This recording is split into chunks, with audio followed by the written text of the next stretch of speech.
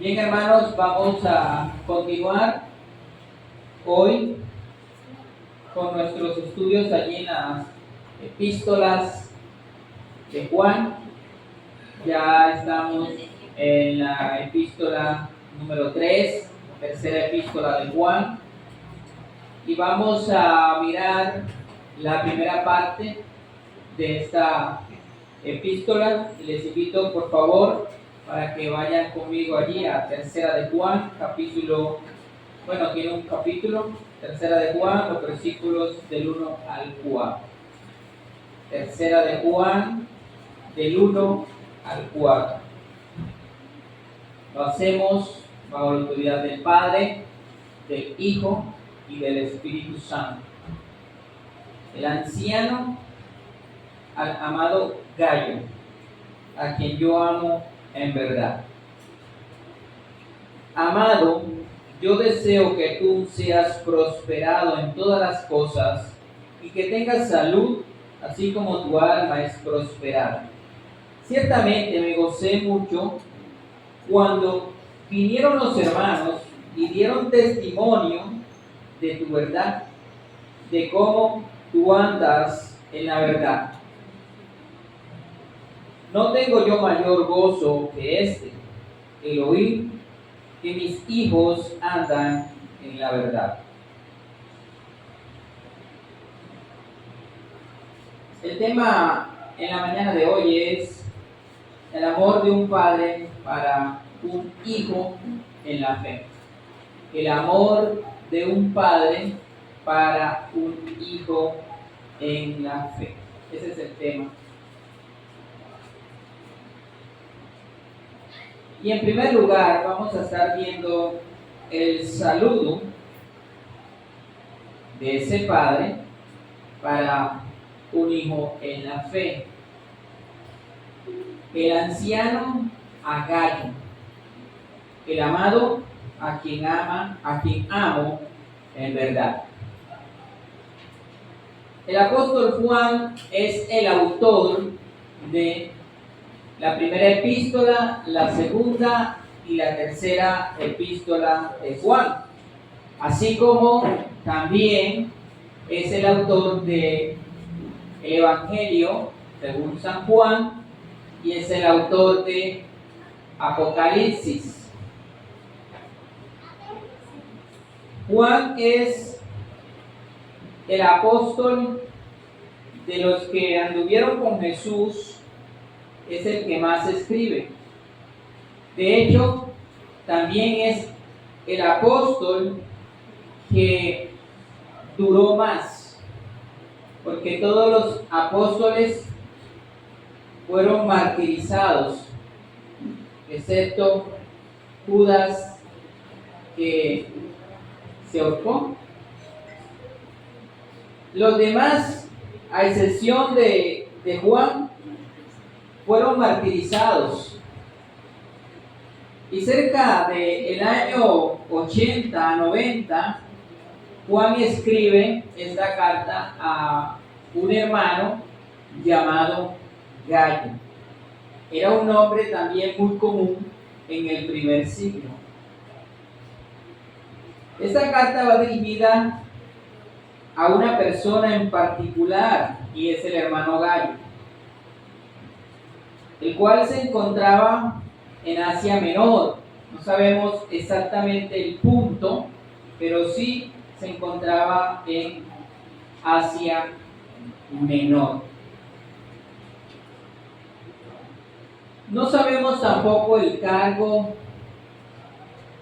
que tenía este hermano llamado Gayo, o si no tenía cargo, no lo sabemos.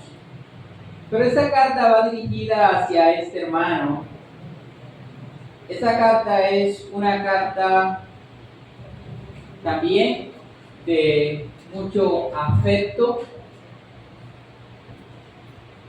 porque Juan está gozoso del reporte que le han traído los hermanos acerca del testimonio de Gayo. Gayo en esta carta se muestra como un hermano como un hijo en la fe y también como un amigo a quien Juan ama. En esta carta vemos también el carácter de Gayo, el carácter de este personaje principal a quien va dirigida la carta. Pero en esta mañana no vamos a hablar del carácter de Gayo, ya que lo vamos a ver en la próxima enseñanza.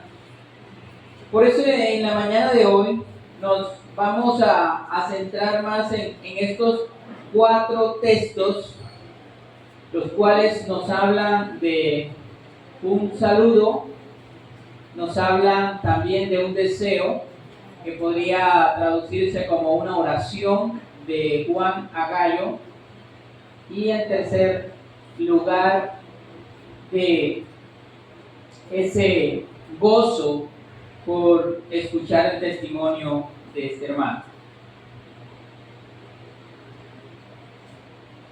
Lo primero que notamos en este saludo es que el apóstol, quien es considerado como, aquí en esta carta, como el anciano, dice, el anciano al amado Gayo. Juan se presenta como el anciano. Recordemos que el apóstol Pablo en sus cartas siempre se presenta como Pablo, apóstol de Jesucristo. En esta carta vemos algo particular en la forma como Juan se presenta. No se presenta como un apóstol, sino que se presenta más bien como el anciano. Tal vez por su edad ya era viejo y se presenta como el anciano. No el anciano en un sentido de pastor, sino el anciano en un sentido de vejez. Ahora, no obstante, Juan también era un apóstol y también era, de cierta manera, un pastor que estaba muy pendiente de las iglesias del Asia Menor. Recuerden que el libro de Apocalipsis va dirigido a las 7 iglesias del Asia Menor, a Éfeso, a Pérgamo, a Tiatira, Filadelfia, bueno, a muchas iglesias del Asia Menor, y Juan era como ese pastor o supervisor o obispo de estas iglesias. Tal vez habían sido fundadas por él o habían sido fundadas por discípulos de él que habían sido, digamos, distribuidos en estas iglesias. Pero de alguna manera tenía relación con estas iglesias y una cercanía con estos hermanos. Así que esta carta entonces va dirigida a este hermano Gayo. Y notamos aquí en este texto que 2 veces se repite la palabra amor. La primera la encontramos allí en la primera frase, el anciano al amado Gayo. Amado, y luego a quien amo en verdad. 2 veces. Hay una conexión muy profunda o un amor muy profundo de Juan a este hermano Gayo. ¿Se acuerdan del amor de David con Jonathan? Eran muy amigos y se amaban en gran manera. Era una amistad muy profunda.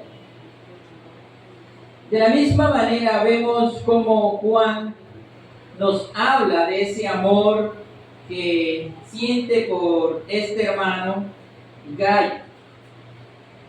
Juan nos ha hablado ampliamente del amor, y Juan nos ha dicho que el que no ama no ha conocido a Dios, porque Dios es amor. Primera de Juan capítulo 4 versículo 8.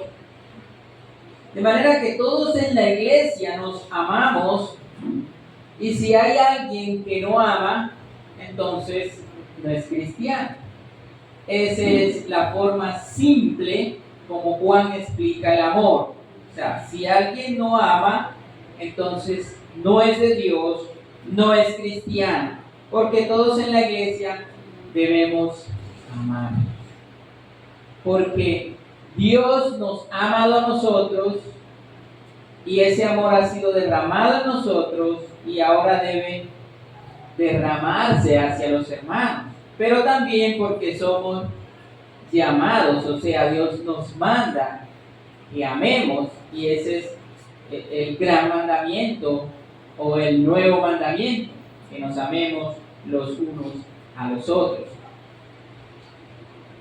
Pero en la iglesia vemos que, y lo vemos en las escrituras, que hay casos en los cuales se nos muestra que un hermano puede amar de manera más profunda o una amistad más profunda con una persona que con otra.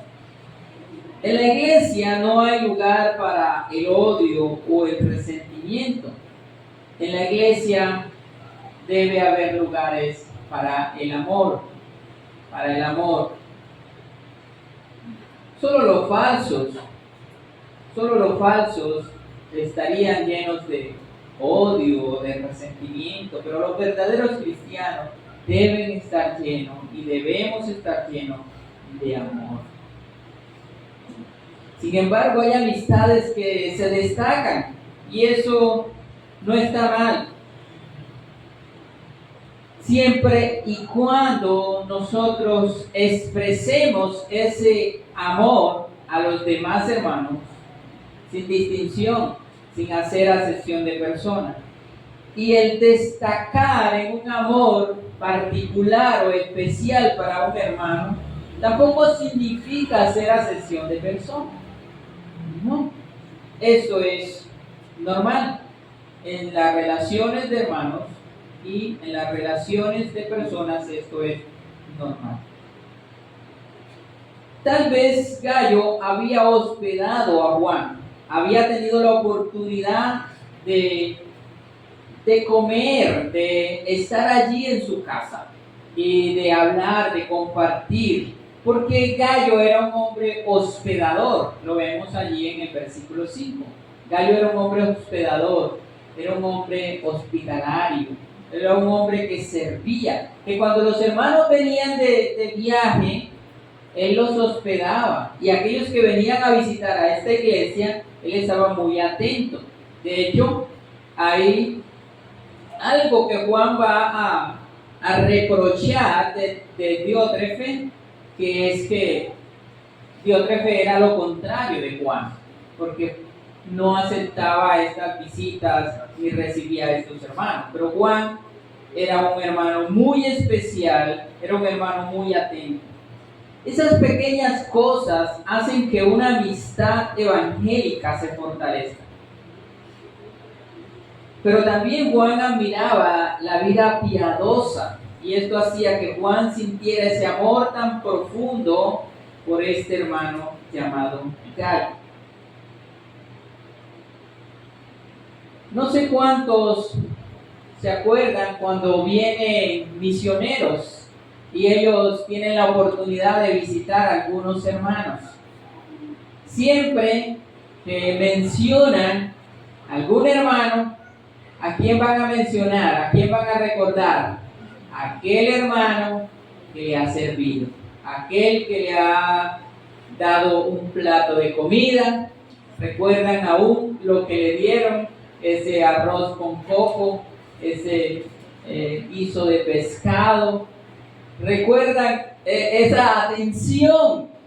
Y no solamente recuerdan, digamos, lo que le dieron y cómo lo sirvieron, sino que a partir de ese momento muchos misioneros se comprometen en orar de por vida por esa persona.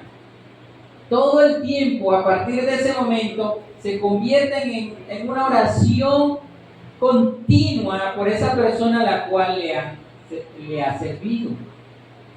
Y esto es muy importante, amados hermanos.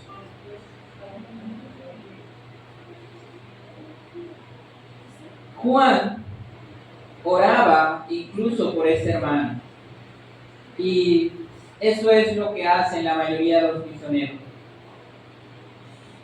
Recuerdo que en una visita que tuve hace algún tiempo a Barranquilla, me hospedé con mi hermano, andaba con el pastor Lemuel, en un hogar.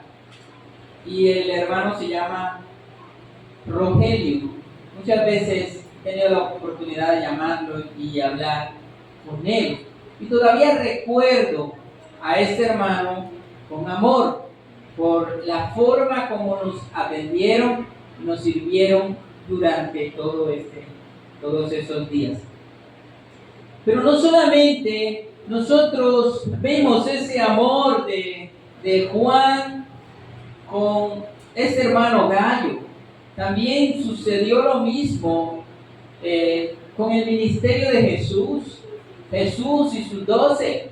Recuerdan que había un círculo más cercano. Cuando estudiamos los 12 hombres comunes y corrientes, vimos que había un círculo más cercano, ¿cierto? ¿Quiénes eran? Pedro, Jacobo y Juan. Ellos fueron los que subieron al monte de la transfiguración. Pero dentro de este círculo más cercano había uno más cercano. ¿Y quién era? Juan. Ese se recostaba a Jesús. Y también se hace llamar el discípulo amado. De manera que dentro de la iglesia sí podemos tener amistades y ser más cercanos a una persona. Este es el caso de Juan con Gallo. Este amor es un amor pastoral, es un amor de hermandad, de amistad.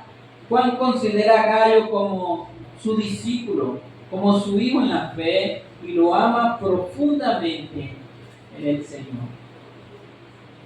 Esto mismo vemos de esa relación de Pablo con Timoteo.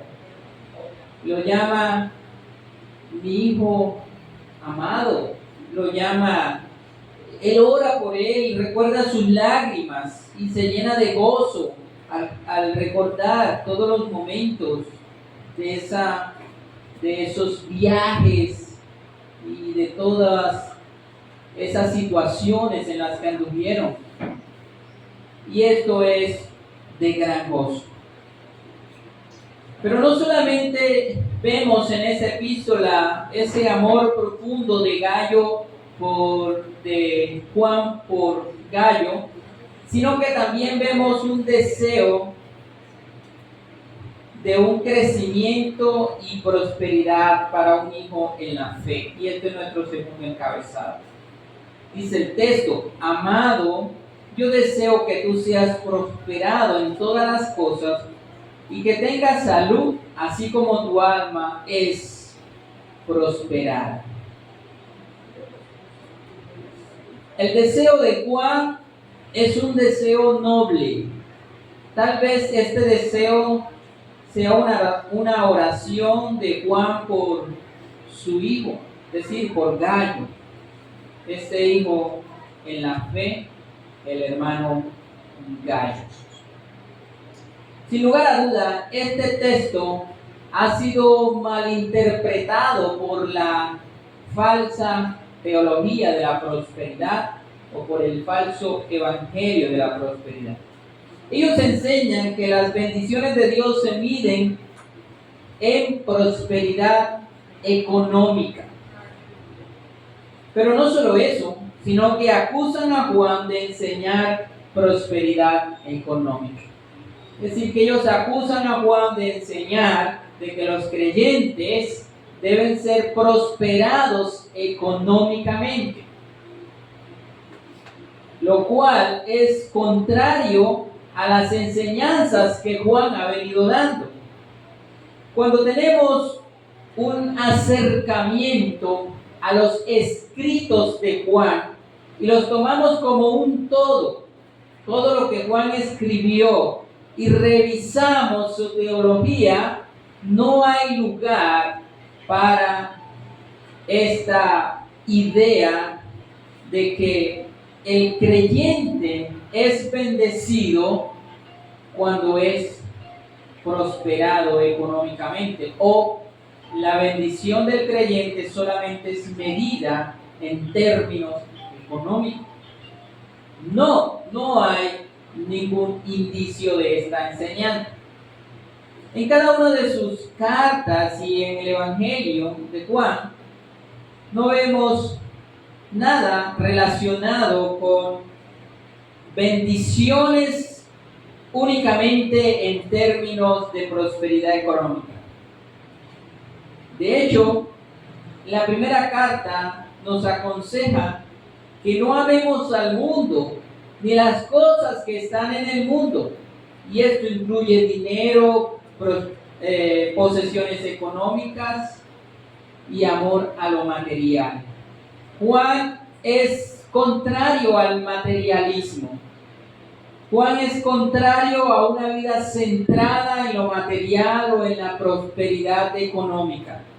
No amemos al mundo ni las cosas que están en el mundo.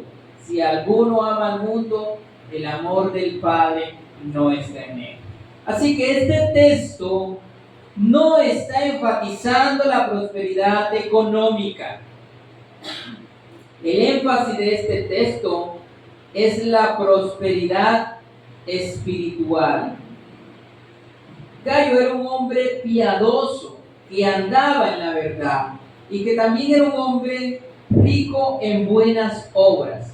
Él era hospitalario, él hospedaba a los hermanos. Aquellos misioneros que venían, él los hospedaba. Texto 5. Amado, fielmente te conduces cuando prestas algún servicio a los hermanos, especialmente a los desconocidos, los cuales han dado ante la iglesia testimonio de tu amor y honras bien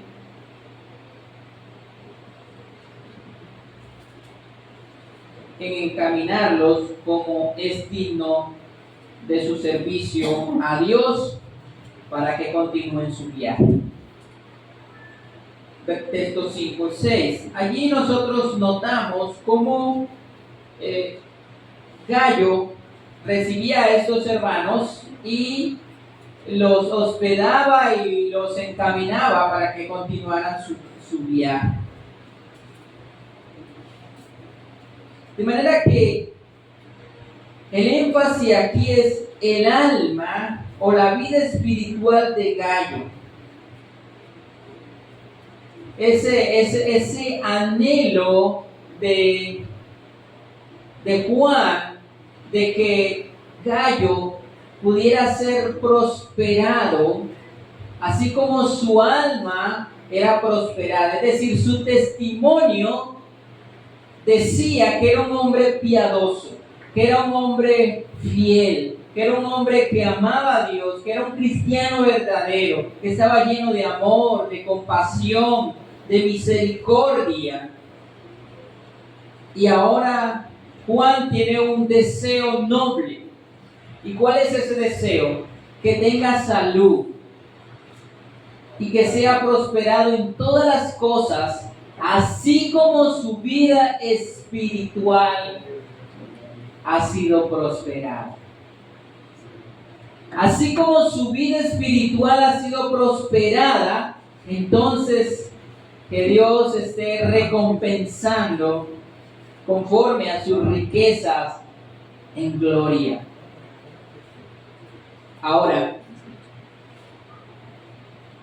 este deseo noble pudiera ser una oración que Juan está haciendo. Y de hecho, hermanos, todas las semanas nosotros sacamos un espacio por orar por sanidad, para orar por solvencia económica, por aquellos hermanos que no tienen trabajo o que están pasando por situaciones difíciles económicamente. Oramos por ellos. Y el deseo de nosotros y el deseo de todos los hermanos y de toda la iglesia es que cada uno de nosotros tengamos solvencia económica.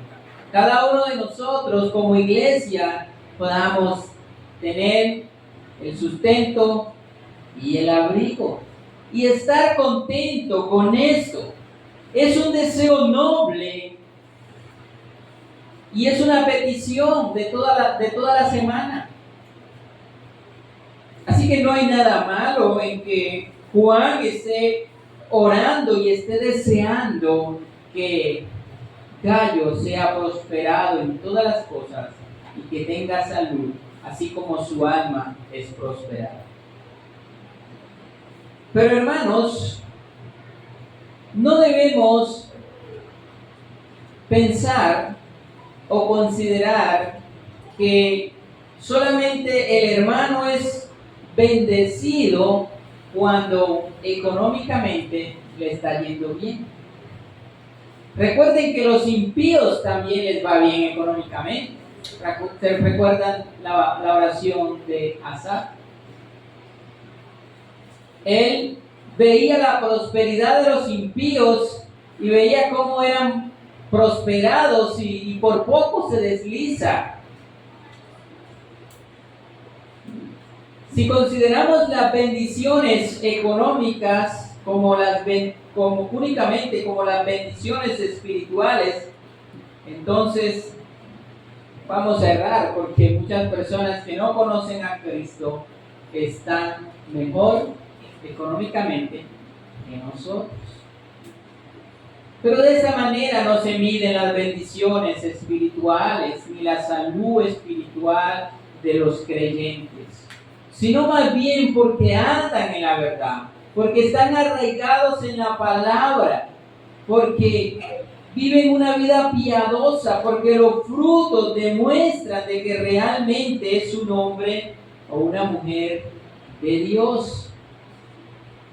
Y eso lo vemos en la manera como Gallo se comporta, que es un hermano muy atento y muy hospedador.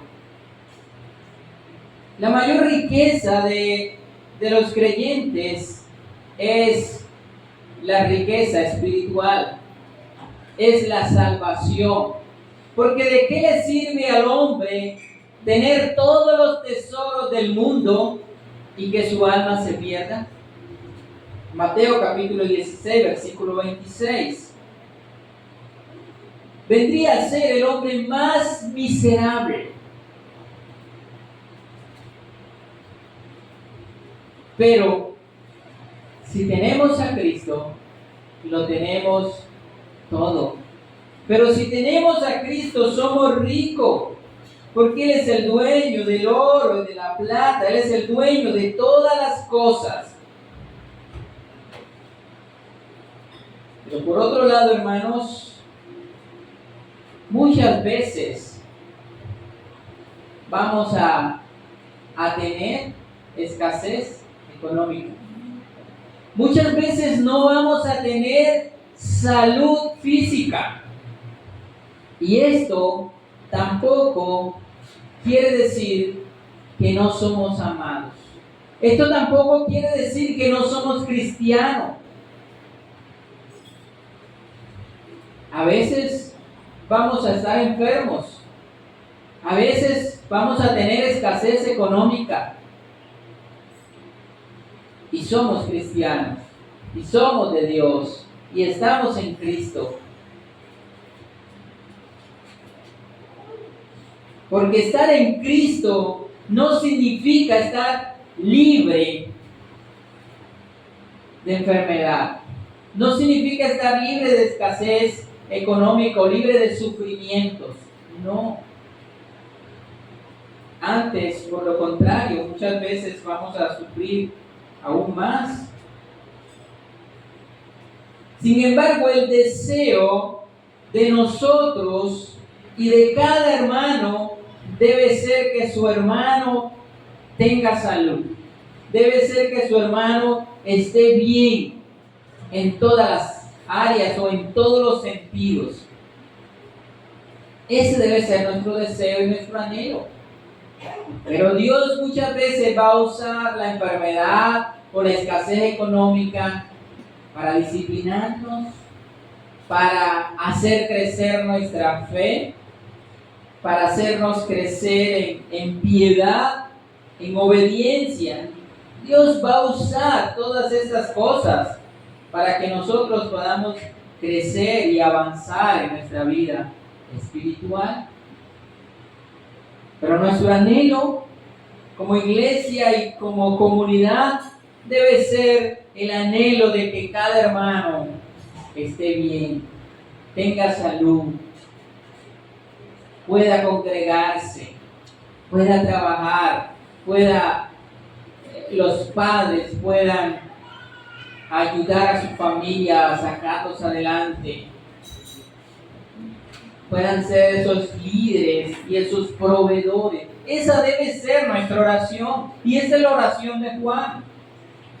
Yo deseo que tú seas prosperado en todas las cosas y que tengas salud, así como prospera tu alma.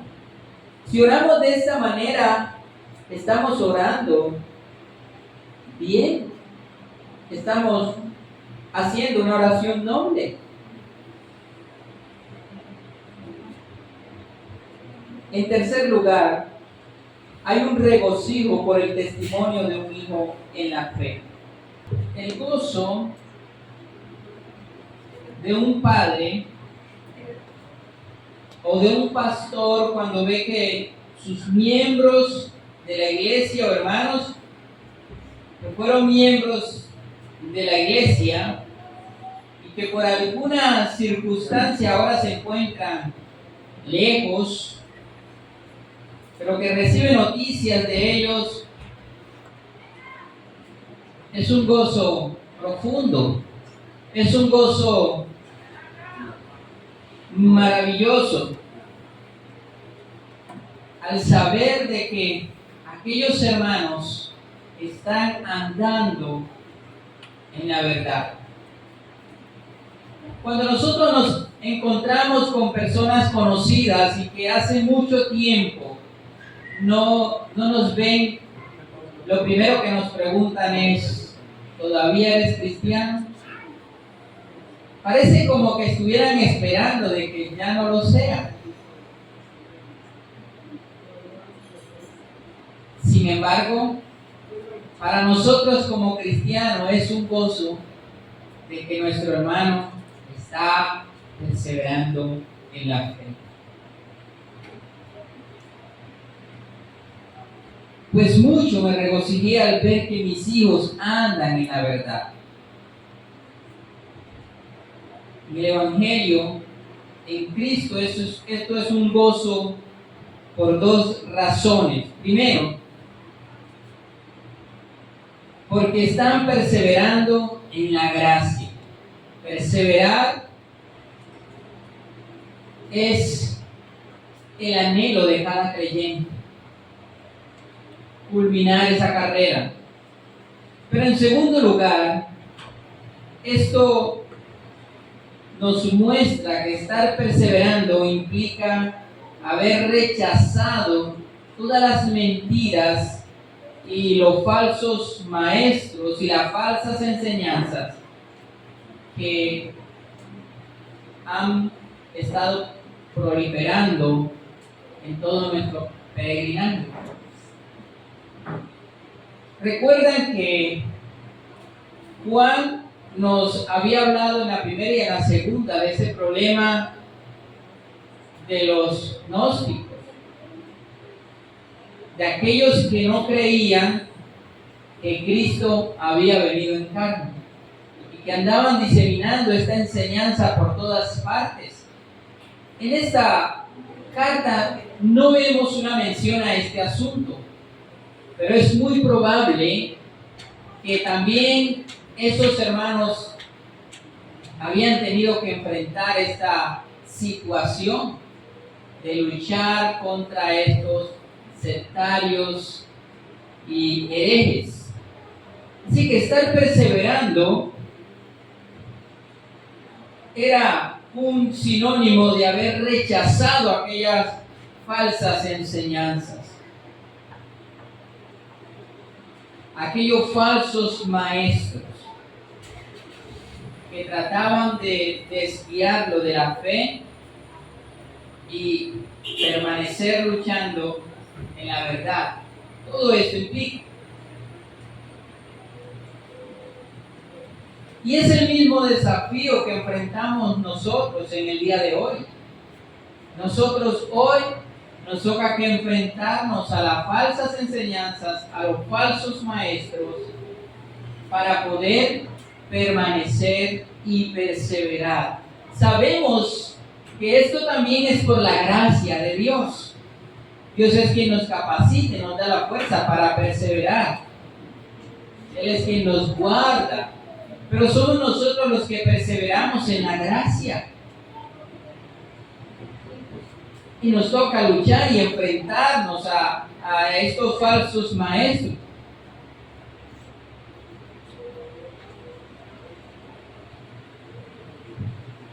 Cuando nos encontramos con hermanos que hace mucho tiempo no los vemos, nos gozamos, nos regocijamos en el Señor porque continúan perseverando en la gracia. Recuerdo que hace algunos años visité a una congregación. Vi a un hermano que lo conocí cuando era un niño. El hermano se llama Santiago, era amigo también de mi papá. Y cuando vi a este hermano, estaba yo enseñando y lo vi allá, sentado en la congregación, y me llené de mucho gozo. Inmediatamente se terminó el culto, salí a abrazarlo y a saludarle y a preguntar cómo estaba. Fue un gozo profundo al ver a este hermano. Y ese es el gozo que nosotros sentimos al ver a los hermanos perseverar en la gracia. Ese era el gozo que Juan sentía por estos hijos en la fe, que andaban perseverando en la verdad, que andaban caminando en fe y en la gracia. Ese es el gozo que también sienten los pastores. Este es el gozo que sentimos nosotros como miembros, los unos por los otros, cuando vemos que los hermanos andan en la verdad. La meta del creyente no es correr la media maratón. La meta del creyente es correr la maratón completa. Es perseverar hasta el final. Es llegar a ese mismo punto que llegó el apóstol Pablo cuando dijo: he acabado la carrera, he guardado la fe, por lo cual me está esperando la corona de vida. Esa debe ser la meta de cada creyente, perseverar hasta el final, porque el que perseverare hasta el fin, este será salvo. No se trata de empezar, no se trata de estar por un tiempo en la iglesia y luego allá fuera. Demas abandonó a Pablo y muchos abandonaron a Jesús cuando él les enseñaba y los confrontaba con el pecado y reprendía los deseos de su corazón. Se fueron atrás. Pero la meta del creyente es perseverar hasta el final. La meta de cada creyente es estar un día en la presencia de Dios. Y este es el gozo de Juan, de ver cómo estos hermanos, a pesar de la persecución, a pesar de las luchas y de todas las situaciones que les había tocado enfrentar, estaban perseverando en la fe y en la gracia. Que Dios cada día nos ayude, amados hermanos, a que podamos perseverar hasta el final. Recordemos que si sufrimos con Él también reinaremos con Él. Si sufrimos aquí en la tierra persecuciones, aflicciones, angustia, también vamos a reinar con Él un día. Que Dios nos ayude cada día a permanecer fiel en la verdad, a permanecer fiel en la doctrina de los apóstoles y profetas, a permanecer fiel a la palabra, para que un día, cuando la muerte nos sorprenda o cuando Cristo venga, si aún estamos vivos, nos halle haciendo así. Es decir, nos halle perseverando en la gracia y velando. Ese es nuestro anhelo. Que Dios bendiga su iglesia. Padre, te damos gracias por tu amor. Gracias por tu infinita misericordia. Gracias te damos en esta mañana, oh Dios, por la oportunidad que nos das de congregarnos, de reunirnos y de exponernos a tu palabra. Ayúdanos cada día a crecer en amor y en el conocimiento de tu palabra. Ayúdanos a perseverar hasta el final. Gracias te damos. Amén.